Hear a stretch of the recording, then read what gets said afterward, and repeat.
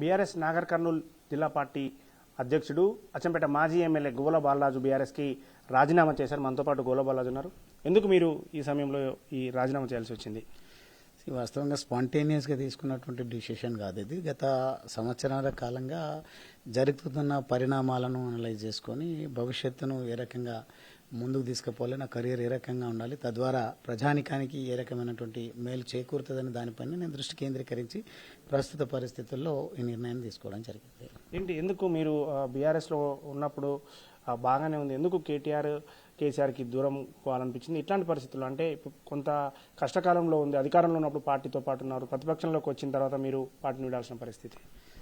నేను తెలంగాణ మూమెంట్లో అయినా 10 సంవత్సరాల ఎమ్మెల్యే సందర్భంలో అయినా ఇప్పుడైనా సరే నేను పోషించినటువంటి పాత్ర మాత్రం ఒక నిర్మాణం విషయంలోనే, అంటే పార్టీ నిర్మాణం విషయంలో కానీ ప్రభుత్వంలో కేసీఆర్ గారు ముఖ్యమంత్రిగా మా పెద్దలు మంత్రులుగా పనిచేస్తున్నటువంటి సందర్భంలో ప్రభుత్వ ఆలోచన విధానము ప్రభుత్వం నుంచి ప్రజలకు ఏ లబ్ధి చేకూరుతుందని దానిపైన దృష్టి కేంద్రీకరించింది తప్ప నేను మూమెంట్లో కానీ అధికారంలో ఉన్నప్పుడు కానీ శాసనసభ్యుడిగా ఉన్నప్పుడు కానీ ఎప్పుడు కూడా నేను సేద తీరింది లేదు, లేదంటే ఫలితాలను అనుభవించింది లేదు. వ్యక్తిగతంగా ఆ ఫలాలు ప్రజలకు అందించే విషయంలో నేను తీవ్రంగా శ్రమించడం, పనిచేయడం జరిగింది.